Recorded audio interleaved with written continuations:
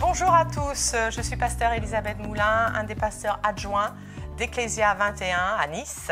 Et aujourd'hui, j'ai le plaisir de partager avec vous une vérité concernant la prière. Et nous avons parlé du fait de prier selon la vérité. Vous savez, quand on prie, par exemple, pour une situation, pour un problème, parfois on prie pour des choses qui sont, ou pour des gens.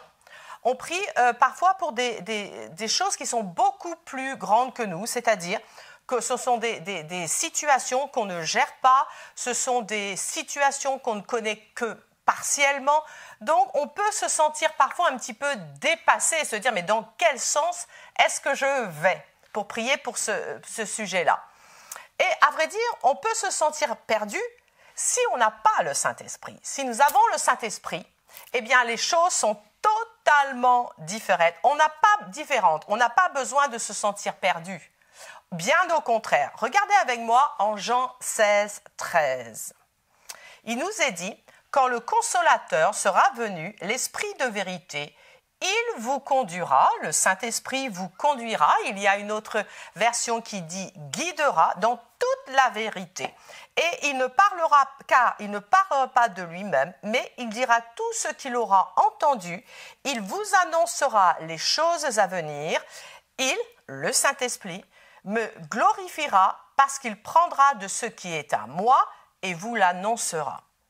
C'est intéressant de voir qu'ici, on peut noter que le fait que le Saint-Esprit nous donne ce qui appartient à Jésus, à vrai dire, sert à rendre gloire à Jésus. Alors voyez-vous, quand j'entends des chrétiens qui disent « Ah non, mais tu sais, il ne faut pas parler de ce sujet, c'est pas la peine, n'embête pas le Seigneur avec ces choses. » C'est vraiment mal connaître les Écritures. Ça, c'était une petite aparté. Maintenant, on peut se poser la question, mais qu'est-ce qui appartient à Jésus? Eh bien, il nous est dit au verset 15 de ce même passage, « Tout ce que le Père a est à moi. » C'est pourquoi j'ai dit qu'il, et là il parle du Saint-Esprit, « prend ce qui est à moi et il vous l'annoncera. » En résumé, si je prends le verset 13, celui-ci nous dit que la vérité appartient au Père, mais notez, pas une partie de la vérité. Il nous est dit toute la vérité. Toute la vérité concernant quoi? Bien peut-être votre problème, peut-être votre situation, le sujet pour lequel vous désirez tant prier. Eh bien, la Bible nous dit que toute la vérité concernant ces choses sont en Dieu. Et le verset 15 nous précise que cette vérité qui appartient au Père appartient à Jésus. Mais ce qui est vraiment bluffant, épatant, c'est que ce verset nous dit le Saint-Esprit prend ce qui est à moi et il vous l'annoncera.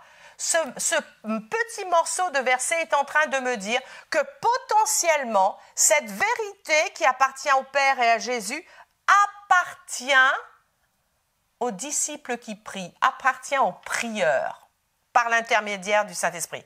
Donc, voyez-vous, on n'a pas besoin d'être démunis quand on prie pour un sujet qui nous semble bien trop important pour nous. Il est intéressant de voir que le verbe « annoncer », il vous l'annoncera, est aussi traduit par « il vous le révélera », il vous le dira, il vous le montrera, il vous le déclarera, il vous le rappellera ou il vous le rapportera. En d'autres mots, le Saint-Esprit prend la vérité qui est dans le Père, par exemple votre situation, c'est-à-dire il prend la connaissance que le Père a de quoi? Eh bien justement de cette situation.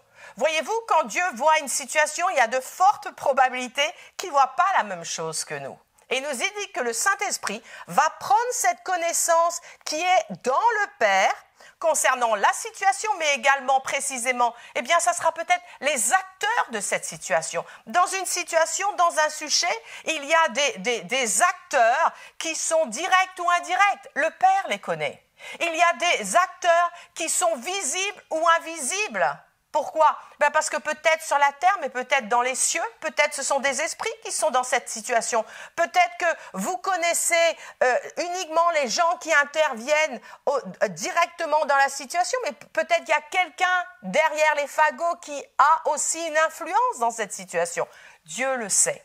Autre chose que le Père sait, autre vérité qui est dans le Père, eh bien c'est la conséquence, les suites qui sont à venir concernant cette situation. Et autre chose, il y a plein de choses que le Seigneur, que le Père connaît. Il connaît quoi? Les stratégies pour en sortir. Il connaît la manière de faire passer une situation négative à positive. Il sait comment changer la situation. Il sait comment dénouer cette situation. Et la Bible nous dit, toute cette vérité qui est dans le Père, eh bien, il va nous l'annoncer. Mais le Saint-Esprit va nous l'annoncer comment? Est-ce qu'il écrit dans le ciel? Non. Parce que quand, je vous rappelle, il est dit annoncer, il nous est dit, il vous dira. Ça veut dire que le Saint-Esprit va nous dire quelque chose. On va entendre des mots. Qui dit mot. Ensuite, il nous est dit, ce même verbe annoncer peut parler de quoi? De montrer. Ça veut dire que quand il est dit, il vous l'annoncera, le Saint-Esprit vous le montrera. Ça veut dire que alors que l'on prie, eh bien, on va probablement voir des images. Autre chose, il est dit que le verbe annoncer veut dire également révélera. Et je suis sûre que vous savez, vous avez déjà expérimenté, eh bien, alors que vous êtes en train de prier, d'un seul coup, le Saint-Esprit vous révèle par exemple, une parabole que vous avez lue dans les Écritures, qui ne s'applique pas exactement dans les mêmes termes qu'à la situation, mais il va adapter cette parabole à la situation et vous donner un élément de vérité concernant ce sujet. Il va nous révéler quoi? Peut-être des faits inconnus à notre intelligence. Autre chose, notre manière d'annoncer, de révéler cette vérité, eh bien, la Bible nous dit, il vous rappellera. Qu'est-ce qui peut nous rappeler? Quelle vérité peut-il nous rappeler pendant que l'on prie? Eh bien, par exemple, un verset qui va nous servir à nous appuyer, à appuyer notre prière sur la parole de Dieu. On voit que toutes ces différentes façons d'annoncer, si vous avez un tout petit peu d'expérience dans la prière par le Saint-Esprit, on voit qu'il y a toutes ces manifestations quand on prie. Vous savez, Jésus confirme le fait d'avoir accès à la connaissance du Père dans la prière. Effectivement, en Jean 16, 23, il disait quoi? Et il s'adressait aux disciples. En ce jour-là, il parlait de quel jour? Le jour où la nouvelle alliance allait être établie. Vous ne m'interrogerez plus sur rien.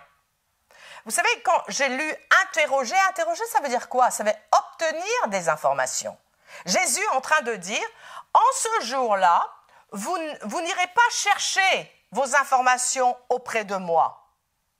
En effet, jusqu'à présent, vous savez, les disciples qui vivaient avec Jésus au quotidien, quand ils avaient une question sur le royaume, quand ils avaient une question sur la vie, quand ils avaient des questions de toutes sortes, ils s'adressaient directement à Jésus. Et là, Jésus leur dit, attendez, il va arriver un moment où vous n'allez plus vous adresser à moi, mais vous vous adresserez au Père.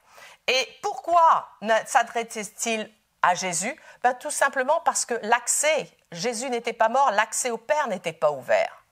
Donc la seule manière d'avoir des informations concernant les choses du royaume, c'était de les demander à Jésus. Mais au verset 23, donc Jésus dit, en ce jour-là, vous ne m'interrogerez plus sur rien, en vérité, en d'autres mots, tendez bien l'oreille. Je vous le dis, ce que vous demanderez au Père, il vous le donnera en mon nom. Et Jésus rajoute au verset 24, « Jusqu'à présent, vous n'avez rien demandé en mon nom. Demandez et vous recevrez afin que votre joie soit parfaite. » En résumé, c'est extraordinaire, je veux vous dire, le chrétien, la personne qui est née de nouveau, c'est tout un monde, c'est tout un monde qui s'ouvre à lui. Jésus est en train de dire, un croyant qui prie le Père avec l'aide du Saint-Esprit pour un besoin particulier sur la terre, eh bien, ce qui va se passer, c'est le Saint-Esprit. Je vous rappelle que le Saint-Esprit qui est dans cette personne, qui est dans le chrétien, va lui transmettre la connaissance du Père qui est la vérité concernant la situation priée. Et c'est cette vérité reçue dans son esprit que cette personne va articuler dans le langage de son esprit, c'est-à-dire le parler en langue. Et si l'âme du chrétien est suffisamment renouvelée par la parole de Dieu, eh bien son âme va se calquer sur son esprit et va pouvoir à son tour articuler dans sa langue maternelle la connaissance que le Saint-Esprit a révélée dans son esprit. C'est énorme.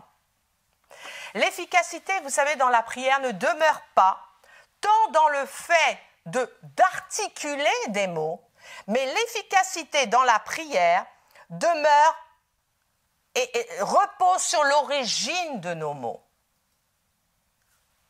C'est pour ça que le Seigneur a dit, ne répétez pas de vaines paroles.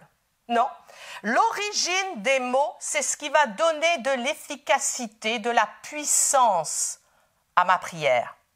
Est-ce que ces mots sont sortis de ma tête ou est-ce qu'ils sont sortis de mon esprit? Est-ce qu'on va élargir l'image? Est-ce que ces mots sont sortis de ma connaissance, ma tête, ma connaissance, ou de ma vérité concernant la situation donnée? Ou alors, est-ce que les mots dans ma prière sortent de sa connaissance, qui est la vérité? Voyez-vous, ma connaissance est une vérité. Sa connaissance est la vérité. Il est intéressant de voir ce sur quoi Paul insiste quand il parle de la prière. Regardez avec moi 6, 18. Je suis tellement contente de partager ce temps avec vous. Éphésiens 6, 18. En tout temps, par l'Esprit, faites en tout temps par l'Esprit toutes sortes de prières et de supplications. Veillez à cela avec une entière persévérance et priez pour tous les saints. Alors, ce verset est très souvent utilisé pour dire qu'il existe des sortes de prières et de supplications et qu'il faut veiller à les pratiquer en toutes circonstances. C'est vrai, mais pas que. Je pense que surtout, ce verset souligne, parce qu'il y a des petits mots qui sont en début de verset, où il nous est dit « par l'Esprit ». Il souligne surtout le fait que toutes ces prières, toute la diversité de prières doit être faite avec l'aide du Saint-Esprit. Voyez, pour moi, ce verset insiste beaucoup sur le fait qu'on doit avoir l'aide du Saint-Esprit. Et à vrai dire, c'est vraiment ça, c'est une vérité. On doit avoir l'aide du Saint-Esprit pour être capable d'articuler toutes les sortes de prières et de prendre la prière qui convient à chaque situation. Mais ça, c'est encore un autre enseignement. Éphésiens 6, 18 nous dit « Faites en tout temps par l'Esprit ». Ces trois mots qui sont en début de verset insistent. Il dit « Faites en tout temps par l'Esprit toutes sortes de prières et de supplications ». Il n'est pas dit « En tout temps, faites en tout temps toutes sortes de prières et de supplications par le Saint-Esprit ». Non, l'auteur s'est assuré que cet élément essentiel soit bien identifié dès le départ. Et il continue en disant « Veillez à cela ». Veillez à quoi? À ce que toutes les sortes de prières et de supplications soient faites par l'Esprit. Et veillez-y avec une entière persévérance et priez pour tous les saints. Paul nous dit ici que l'on doit veiller à faire toutes sortes de prières à partir de notre esprit. C'est-à-dire, si je reprends le début de mon enseignement, avec la connaissance, avec la vérité qu'il va nous transmettre. On doit prier, non pas en puisant toutes les diverses formes de prière doivent être faites non pas en s'appuyant sur notre connaissance, mais en puisant dans la provision qu'il va nous donner, c'est-à-dire la provision étant la connaissance, la vérité qui est dans notre Père. C'est absolument, vous comprenez que quand on prie, on n'est pas démuni. Et c'est vrai que si on ne suit que notre tête, la prière ne va pas aller très loin. Mais si on suit le Saint-Esprit, on va avoir accès à une connaissance qui ira bien au-delà de ce que nos 5 sens peuvent dire. Et pour ça, il faut lui faire confiance. Toutes sortes de prières doivent être faites avec la connaissance reçue dans mon esprit et non pas reçue avec ma tête. Laquelle connaissance de ma tête est souvent alimentée par la télé, par des expériences personnelles, bonnes ou malheureuses. En Dieu, la connaissance n'est pas liée à des expériences subjectives. La connaissance qui est en Dieu est la vérité. Et la venue de Jésus a fait qu'aujourd'hui, on ne va plus à Jésus comme allaient les disciples. Bien sûr, on va à Jésus pour parler, pour avoir un temps de communion avec lui, bien sûr. Mais quand on veut prier pour un sujet qui implique plus que ce que nous connaissons, faisons appel au Saint-Esprit, parce qu'il a été laissé avec nous pour justement, la Bible nous dit qu'il est notre enseignant. Un enseignant, il diffuse, il propage, il donne la vérité. Et le Saint-Esprit, c'est exactement ce qu'il veut faire avec vous quand vous priez. Donc, ne soyez pas découragés. Vous avez un problème, vous avez une situation ou pas forcément d'ailleurs un problème. Vous voulez prier pour une situation qui concerne votre futur, le futur de vos enfants, le futur de votre pays, le futur de votre Église. Allez-y, parce que le Saint-Esprit va vous donner une provision qui va vous permettre d'articuler non seulement, écoutez bien, la vérité, mais à vrai dire, cette vérité est la volonté du Père. Donc c'est extraordinaire. Vraiment, je veux vraiment vous encourager à ne pas vous appuyer sur votre propre intelligence, mais à utiliser le merveilleux don du Saint-Esprit, à articuler avec assurance les mots spirituels, le langage, votre langage spirituel, à connecter votre âme alors que vous articulez.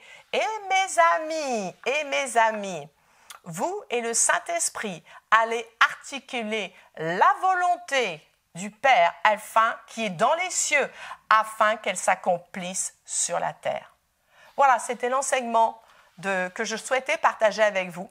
Et puis, donc, ça s'appelait la prière, prier selon la vérité, prier selon sa connaissance. Passez une excellente journée, à bientôt.